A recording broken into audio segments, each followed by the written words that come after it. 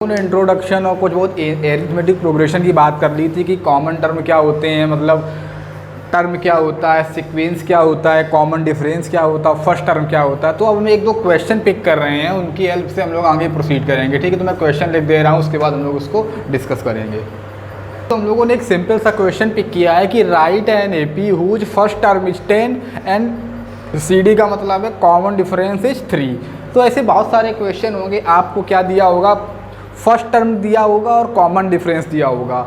और जब भी ये दो टर्म दिए हों, फर्स्ट टर्म को हम लोग A से डिपिक्ट करते हैं और कॉमन डिफरेंस को D से डिपिक्ट करते हैं। अगर ये दोनों चीज़ें हमको नोन है तो इनकी हेल्प से हम एवरी AP, कोई भी कैसी भी AP हो उसमें कितने टर्म, सब कुछ मतलब फाइंड कर सकते हैं। एटलीस्ट क्या छोड़ के वो सीक्वेंस फाइंड करते हैं कि टर्म कैसे होंगे, वो कहाँ तक होंगे उसकी बात नहीं कर रहे हैं, इस AP को फॉर्म कर सकते हैं। अब हमको जैसे इस क्वेश्चन में कॉमन टर्म, कॉमन डिफरेंस और फर्स्ट टर्म दिया है, तो जब भी दिया हो तो सबसे पहले लिख लेते हैं ए का मतलब क्या होता है, फर्स्ट टर्म। कहीं भी लिखा है ए का मतलब क्या है, फर्स्ट टर्म। तो वो कितना दिया है, वो दिया है यहाँ पे 10। क्या दिया है, 10। और डी क्या होता है, डी होता है कॉमन डिफरेंस। क्या होता है, कॉमन डिफरेंस। तो वो यहाँ पे कितना दिया है, 3। अच्छा, अभी हम लोगों ने डिस्कस किया था कि AP क्या होती है। AP मतलब एरिथमेटिक प्रोग्रेशन एक ऐसा सीक्वेंस होता है जो एक सर्टेन ऑर्डर फॉलो करता है। क्या करता है, सर्टेन ऑर्डर फॉलो करता है। तो जैसे हमको कभी AP कंसीडर करनी हो कि हमको कुछ भी नहीं गिवन है, केवल ये गिवन हो कि एक एरिथमेटिक प्रोग्रेशन का फर्स्ट टर्म क्या है, A है, और कॉमन डिफरेंस क्या है, D है। तो हमको अगर कोई कहे कि उस कॉमन डिफरेंस की with given common difference with given first term हमको AP फॉर्म करना हो, तो हम कैसी AP फॉर्म करते हैं। तो AP अगर कंसीडर करना हो तो उसको हम कंसीडर करते हैं पहला टर्म A। क्या माना, पहला टर्म A, दूसरा टर्म A प्लस 2D, दूसरा टर्म A प्लस 3D। अच्छा, बिगिनिंग से स्टार्ट करते हैं। पहला टर्म A, दूसरा टर्म A प्लस D, दूसरा टर्म A प्लस 2D, तीसरा टर्म A प्लस 3D। कोई कहे ये जैसे 1 2 3, अगला टर्म A प्लस 4D। मतलब D में हम 1 1 ऐड करते जाते हैं। क्या करते जाते हैं, ऐड करते जाते हैं। अच्छा, यहाँ से क्या ये कंफर्म हो रहा है कि ये AP ही है। अगर हमको ये कंफर्म करना हो क्या ये AP है, तो हम कैसे वेरीफाई करते हैं कि किन्हीं भी दो टर्म को हम पिक करें, उनको माइनस करें। क्या करें, इसको इसमें माइनस करें। एक ये टर्म पिक किया और इन दो को पिक किया, 1 इसको इसमें। अगर किन्हीं भी दो टर्म को मतलब एट ए टाइम, जैसे इन दोनों को एट ए टाइम पिक किया और एट ए टाइम इन दोनों को पिक किया, दूसरे टर्म में पहले को माइनस किया, तीसरे टर्म में दूसरे को माइनस किया, या फोर्थ में तीसरे को माइनस किया। अगर डिफरेंस का मतलब कॉमन डिफरेंस इक्वल आता जाए तो हम क्या कहेंगे, वो AP होगी। तो हम लोग इसको भी वेरीफाई करें। क्लास 10 लेवल पे नेचुरल होगा। A प्लस D में A माइनस करेंगे तो क्या बचेगा, A कैंसिल होके D बचेगा। A प्लस 2D में A प्लस D माइनस करेंगे तो D बचेगा। A प्लस 3D में A प्लस 2D माइनस करेंगे तब भी D बचेगा। तो ये एक जनरल AP होती है। जब हमको कुछ भी नहीं गिवन होता तो इस टाइप की AP हम क्या कर लेते हैं, कंसीडर कर लेते हैं। A plus D, A plus 2D। अगर ऐसे जनरलाइज किया जाए तो फर्स्ट टर्म क्या है, A, सेकेंड टर्म क्या है, A plus D, third term क्या है, A plus 2D, fourth term क्या है, A प्लस 3D। तो यहाँ से सब लोग अगर फोकस करो, हम इसकी बात अभी फिर से करेंगे बट यहाँ पे भी कर लेते हैं कि अगर हमको nth टर्म लिखना हो, ये फार्मूला भी होता है, उसको हम फिर से बात करेंगे तो 2 बार हो जाएगा, ज़्यादा क्लियर रहेगा। पहला टर्म सब में जैसे एक कॉमन टर्म आ रहा A, सब इसमें भी A, इसमें भी A। तो हम कोई भी टर्म लेंगे, जैसे हमको किसी ने बोल दिया आपसे यहाँ पे लिखो फोर्थ टर्म, तो फोर्थ टर्म पहला टर्म, दूसरा टर्म, तीसरा टर्म, चौथा टर्म। तो फोर्थ टर्म कैसा आ रहा है, A अपने में और 3D। मतलब फोर्थ में जो D वाला कोफिशिएंट आ रहा है वो -1 आ रहा है। अगर कोई हमसे कहे यहाँ पे 50th टर्म लिखो, कौन सा लिखो, 50th टर्म, तो क्या लिखेंगे, A और जो D वाला टर्म आएगा उसमें कोफिशिएंट आता, जो टर्म आता उसका -1, तो 49D। क्यों ऐसा होता है, 1 क्यों माइनस होते, जब हम बिगनिंग करते हैं तो A में D नहीं आ रहा, मतलब A में 0D आ रहा है। तो सेकेंड टर्म लिख रहे तो उसमें 1 आ रहा है, थर्ड टर्म लिख रहे तो उसमें 2 आ रहा है, फोर्थ में 3 आ रहा है, तो 50th में क्या आ जाएगा, 49 आ जाएगा। ऐसे ही अगर हमसे पूछा जाता है इसका nth टर्म लिखना है, क्या लिखना है, nth टर्म, तो A तो ऐसे ही रहेगा और D भी ऐसे ही रहेगा। लेकिन चेंज क्या होता है, जो कोफिशिएंट ऑफ डी, जब हमको nth टर्म लिखना होगा तो यहाँ पे एन डी तो आता नहीं, वो n-1 एक माइनस करके आता है। तो इसकी बात हम फिर से करेंगे, उसको भी भूल जाते हैं, बट ये अगर समझ आया तो बहुत अच्छी बात, नहीं आया तो और भी अच्छी बात, इसको अभी आगे समझाएंगे, ठीक है। तो अभी अपनी वापस क्वेश्चन पे आते हैं कि हमको एक AP लिखनी है जिसका फर्स्ट टर्म क्या है 10 है और कॉमन डिफरेंस क्या है 3। तो जब भी हमको AP फॉर्म करनी हो तो पहला टर्म 10 और दूसरा टर्म क्या हो जाएगा, दूसरा टर्म होता है a प्लस डी, तीसरा टर्म a प्लस 2d। तो a प्लस डी में क्या हो गया, d पहले से गिवन है 3, दूसरा term a plus 2d 2 into 3 plus a plus 3d 3 into 3।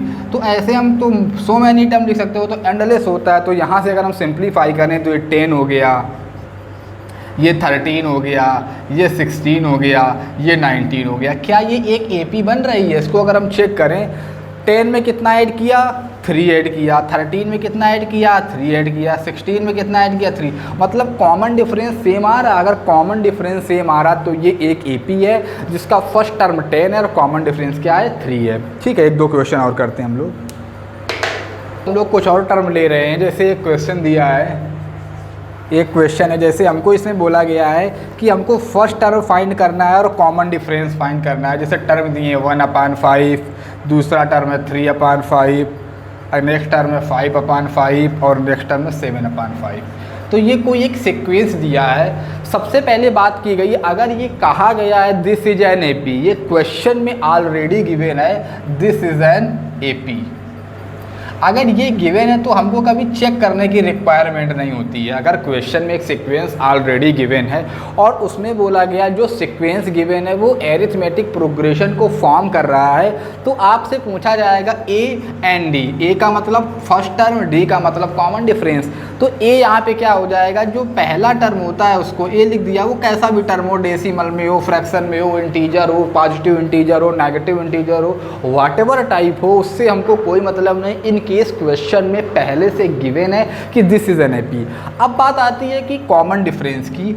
अगर हमको कॉमन डिफरेंस भी फाइंड करना है तो कॉमन डिफरेंस फाइंड करने का सबसे सिंपल मेथड क्या होता है कि कोई भी एक टर्म हमने यहाँ से लिया, उसका जस्ट बिफोर वाला टर्म उसमें माइनस कर दिया। जैसे हमने 7/5 लिया और उसमें -5/5 कर दिया, आंसर हो गया। ये इसको सिंप्लीफाई करने D आ जाएगा। किसी स्टूडेंट का कहेगा नहीं हम ये लेंगे और ये लेंगे, किसी ने कहा 3/5 लिया -1/5 किया, किसी ने कहा हम ये दोनों लेंगे तो ये दोनों ले सकते हो, 5/5 -3/5। कभी ऐसा नहीं कर सकते कि एक टर्म ये लिया और ये ले लिया, ये कभी पॉसिबल नहीं है। कॉमन डिफरेंस का मतलब होता है जो कॉन्जिक्यूटिव दो टर्म्स का डिफरेंस ऑलवेज क्या होना चाहिए, सेम होना चाहिए। एरिथमेटिक प्रोग्रेशन की प्राइमरी कंडीशन ही यही होती है कि किन्हीं दो कॉन्जिक्यूटिव टर्म कि जितनी भी दो ये उनका जो डिफरेंस होगा, तभी तो डिफरेंस नाम नहीं रखा गया, क्या रखा गया है कॉमन डिफरेंस। वो क्या होना चाहिए, इक्वल होना चाहिए। तो इनके डिनोमिनेटर सेम है, सिंप्लीफाई होके क्या आ जाएगा 2/5, यहाँ से क्या हो जाएगा 2/5, यहाँ से क्या हो जाएगा 2/5। तो कॉमन डिफरेंस का मतलब ही होता है कि क्या मतलब हो गया कि उसका डिफरेंस क्या होगा, सेम होगा, ठीक है। तो ये क्लियर हो गया होगा। D कितना आ जाएगा 2/5। एक क्वेश्चन और लेते हैं, ठीक है। ठीक है, तो हम लोग एक क्वेश्चन अभी इसकी की प्रैक्टिस थोड़ी कर ले रहे हैं तो ज़्यादा क्लियर रहेगा, कन्फ्यूज़न नहीं होगा। फिर से सीक्वेंस दिया है, 0.3 दिया है, फिर दिया है 0.55, फिर दिया है 0.80, फिर दिया है 1.05। ये टर्म दिए हैं और इसमें पहले से बोला गया है ये एक एरिथमेटिक प्रोग्रेशन है। तो अगर वो पहले से बोला गया है कि एरिथमेटिक प्रोग्रेशन है तो ये नेचुरल होगा कि उनका कॉमन डिफरेंस क्या आएगा, ऑलवेज सेम आएगा। तो सबसे पहली बात उसमें पूछी जाती है A और क्या पूछा जाता है D। तो A फाइंड करने में तो नो प्रॉब्लम, जो पहला टर्म होता है उसी को क्या बोलते हैं फर्स्ट टर्म। तो 0.3 क्या हो गया फर्स्ट टर्म। अब जब हमको कॉमन डिफरेंस फाइंड करना है तो ये देखो बात हमने क्लियर कर दी थी, इंटीजर कैसे भी हो, डेसिमल हो, फ्रैक्शन हो, व्हाटएवर टाइप के नंबर हो, हमको जब भी कॉमन डिफरेंस फाइंड करना है वो क्या होता है, अगर इसको हमने A1 माना है, इसको A2 माना, इसको A3 माना, इसको A4 माना, तो कॉमन डिफरेंस का क्या मतलब होता है A2 - A1 या A3 - A2 या A4 - A3। कोई भी दो कॉन्जिक्यूटिव टर्म का डिफरेंस क्या होता है कॉमन डिफरेंस होता है। तो इसको अगर हम सिंप्लीफाई करें तो 0.55 में माइनस कर दें 0.30 या 0.80 में माइनस कर दें 0.55। तो इन दोनों में अगर हम माइनस करेंगे तो 0.55 में 0.30 माइनस करें तो कितना बचेगा 0.25। इस केस में भी कितना बचेगा, इस केस में भी बचेगा 0.25। तो कॉमन डिफरेंस क्या आ जाएगा, वो आ जाएगा 0.25। तो इसमें कैलकुलेशन में नो प्रॉब्लम, क्योंकि हमको अगर पहले से पता है कि ये कैसी प्रोग्रेशन है, कैसा सीक्वेंस है, अगर वो एरिथमेटिक प्रोग्रेशन है तो उनका कॉमन डिफरेंस ऑलवेज क्या आएगा, सेम आएगा। तो ये चीज़ अब एकदम दिमाग में क्लियर होनी चाहिए कि एरिथमेटिक प्रोग्रेशन का मतलब क्या होता है। एक दो क्वेश्चन और ले लेते हैं। जैसे कहीं क्वेश्चन दिया है कि अच्छा एक बात और करते हैं कि कभी कभी आपसे पूछा जाएगा कि जो सीक्वेंस गिवन है, जैसे एग्जांपल एक क्वेश्चन और लेते हैं। ये क्वेश्चन गिवन है, दे दिया गया क्वेश्चन 1/2, 1/4, 1/6, 1/8। अब इसमें कहा गया ये एक गिवन सीक्वेंस है। क्या ये गिवन सीक्वेंस है और ये आस्किंग है कि क्या ये एपी है कि नहीं। इन केस ये एपी है तो उस केस का फर्स्ट टर्म और कॉमन डिफरेंस फाइंड करो। क्या पूछा गया है, इन केस वो एपी है तो उस केस में फर्स्ट टर्म और कॉमन डिफरेंस फाइंड करो। ठीक है, तो अगर हमको पहले तो ये चेक करना कि वो एपी है कि नहीं, तो जब कोई सीक्वेंस गिवन होता है हमको क्या चेक करना होता है, एपी चेक करना होता है। तो हम सारे टर्म कंसीडर कर लेते हैं। इसको A1 मान लिया, A2 मान लिया, A3 मान लिया, A4 मान लिया, तो ये टर्म गिवन है। अब क्या कहा गया है कि अगर इन केस एपी है, if this is AP, if this is an AP. देखो जो एरिथमेटिक प्रोग्रेशन ये चैप्टर ये बहुत गुड, बहुत मतलब जब भी आप मैथमेटिक्स पढ़ेंगे हर जगह इसका यूज होगा। देखो जितने भी चैप्टर हम लोग 9th-10th पे लेवल पे पढ़ रहे हैं इनका सबका अपना सिग्निफिकेंस है। यहाँ तक लिमिट नहीं कि हमने बोर्ड पे पढ़ लिया बात खत्म हो गई, वो समझ आ रहा होगा। रीजनिंग बेस्ड क्वेश्चन होते हैं कि बहुत इसके एप्लीकेशन होंगे बहुत, तो उसको बहुत ध्यान से पढ़ना है। अब जैसे हमको इस एपी को चेक करना है तो एपी कब हो सकती है, जब कॉमन डिफरेंस हम फाइंड करें, इन दोनों के बीच का डिफरेंस, इन दोनों के बीच का डिफरेंस, इन दोनों के बीच का difference. In case difference equal आते हैं तो हम क्या कहेंगे कि वो एपी है। इन केस डिफरेंस इक्वल नहीं आते तो वो हम लोगों की कंडीशन फेल हो जाएगी। तो अगर हमको डी फाइंड करना है तो 1/4 माइनस 1/4 माइनस 1/2 करेंगे। तो इसको अगर सिंप्लीफाई करें, हम लोग क्लास 6-7 लेवल पे सिंप्लीफाई कर रहे हैं, एकदम सिंप्लीफाई करके 1/4 माइनस 2/4, तो सिंप्लीफाई होके क्या आ गया -1/4। अब इतना तो क्लियर है, 1/4 में 1/2 माइनस करेंगे तो बिगर नंबर में, ये स्मॉलर नंबर में बिगर करेंगे तो आंसर कैसा आएगा -1/4। अब ये बात समझाने वाली तो एटलीस्ट नहीं है। अब हमने एक फिर से कॉमन डिफरेंस निकाल देने, पहले क्या निकाला A2 - A1 निकाला तो -1/4 निकला। अब हम A3 - A2 निकाल रहे हैं तो 1/6 में 1/4 माइनस करें तो एलसीएम ले कितना हो जाएगा 12 हो जाएगा। 6 2 जा 12, 4 3 जा 12, 2 - 3 कितना हो जाएगा -1/12। अगर हम यहाँ से ध्यान दें कि जब हमने सिंप्लीफाई किया है कि एक बार A2 - A1 निकाला और एक बार A3 - A2 निकाला तो क्या दोनों सेम आए हैं। तो अगर हम यहाँ से बात करें जो अपनी गिवन एपी थी इसमें हमने A2 - A1 फाइंड किया, वो कितना आया -1/4, और एट द सेम टाइम हमने A3 - A2 भी फाइंड किया तो वो क्या आ गया -1/12। क्या वो इक्वल आए दोनों, तो दोनों इक्वल नहीं आए। इन केस इक्वलिटी होल्ड नहीं करेगी तो हमको आगे चेक करने की ज़रूरत ही नहीं होती है। कहीं भी इक्वलिटी फेल हो जाए, दो कंसेक्यूटिव नंबर्स के बीच का डिफरेंस इक्वल नहीं आता तो सर्टेनली एपी फॉर्म नहीं होगी। तो क्या कहेंगे, this is not an AP, this is not an AP. तो ये बात एकदम क्लियर होनी चाहिए कि ये एपी है कि नहीं, वो क्लियर होना चाहिए। उसके बाद की बात हम लोग आगे करेंगे, इसके कॉमन टर्म क्या होते हैं, सम ऑफ एपी क्या होता है, ये बात पहले क्लियर होनी चाहिए। दो चीज़ें दिमाग में क्लियर होनी चाहिए, फर्स्ट टर्म क्या है, कॉमन डिफरेंस क्या है, और हमने अभी डिस्कस किया था लास्ट टर्म। लास्ट टर्म का मतलब nth टर्म, उसकी भी बात हम लोग करेंगे। पहले एक दो क्वेश्चन और चेक कर लेते हैं। जैसे फिर से एक क्वेश्चन गिवन है, क्वेश्चन गिवन है जैसे 12 - 2 - 8 और -18 ये गिवन नंबर्स हैं, ये टर्म गिवन है, और फिर से हमसे पूछा गया है कि क्या ये एक एपी है कि नहीं। तो हमसे पहले तो पूछा गया है और उसके बाद कहा जाता है in case this is formed an AP, तो in that case we find the first term and the common difference. तो प्राइमरी फोकस होगा कि हमको ये फाइंड करें एपी है कि नहीं। तो पहला टर्म A1, दूसरा टर्म A2, तीसरा A3, A4। तो अगर इन केस सारे टर्म्स के बीच का डिफरेंस क्या हो, इक्वल हो, तो एपी कहेंगे। तो अगर हम कॉमन डिफरेंस फाइंड करें A2 minus A1, A2 minus A1 find करें तो 2 माइनस 12 कितना आ जाएगा, -10। अगर हम फिर से A3 माइनस A2 निकालें, A3 माइनस A2 निकालें तो वो हो जाएगा -8 -2, वो भी -10 हो गया। फिर अगर हम लोग फिर से कॉमन डिफरेंस निकालें A4 माइनस A3, उसमें निकालें -18 और माइनस करेंगे -8, तो ये हो जाएगा -18 और प्लस का 8 सिंप्लीफाई होकर क्या हो जाएगा -10।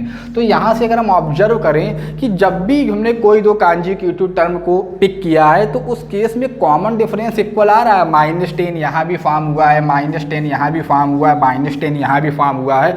तो ये क्या है, ये एक एपी फॉर्म हुई है जिसका फर्स्ट टर्म 12 है और कॉमन डिफरेंस क्या है, -10 है। This is an AP. और फिर आपसे देखो एक चीज़ एडिशनल मैं यही बात कर लेता हूँ कि कभी कभी क्या होगा कि ये पूछा जाएगा कि एक एपी है और अगर वो आपने एपी चेक की, वो कंडीशन फुलफिल हुई। कंडीशन फुलफिल होने का मतलब कि दो कॉमन जो टर्म है उनके बीच के जो कॉमन डिफरेंस है वो सेम आया है, तो आपसे पूछा जाएगा कि नेक्स्ट 3 टर्म और लिखो। क्या लिखो, नेक्स्ट 3 टर्म आपको और लिखने होंगे। मतलब 12 पहला टर्म था, 2 सेकेंड टर्म, ये थर्ड टर्म, ये फोर्थ टर्म, फिर आपको एक 5th टर्म, 6th टर्म और 7th टर्म। ये क्वेश्चन में आस्क किया गया है कि इन case this is an AP, तो हमको इसके 3 टर्म और बताओ।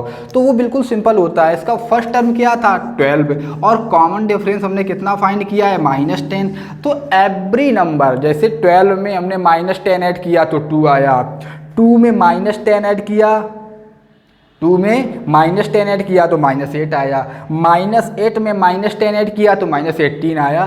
तो जब भी हमको अपना नेक्स्ट टर्म ऐड करना होता है, फाइंड करना होता है, तो जो गिवन टर्म है उसमें हम कॉमन डिफरेंस को ऐड करते हैं। ये बात बहुत ध्यान से सुननी है कि जब भी हमको इसका नेक्स्ट टर्म लिखना होता है तो इसमें हम अगला टर्म लिखना है। तो अगर हमको लिखना है यहाँ से 4 टर्म, तो ऑलरेडी गिवन थे, अगर A5 लिखना है तो A5 कैसे आता था, A4 + D। देखो जब हम लोग इंट्रोडक्शन किया था तब हमने बात की थी कि जब हमको अपना नेक्स्ट टर्म लिखना है तो उसके पहले के टर्म में हम क्या ऐड करते हैं, कॉमन डिफरेंस। तो A4 क्या है, वो -18, उसमें क्या ऐड करेंगे, -10। -10 मतलब कॉमन डिफरेंस, तो -18 और ये प्लस माइनस मिलके -10 होके क्या हो जाएगा, -28। तो ये क्या आ जाएगा, -28।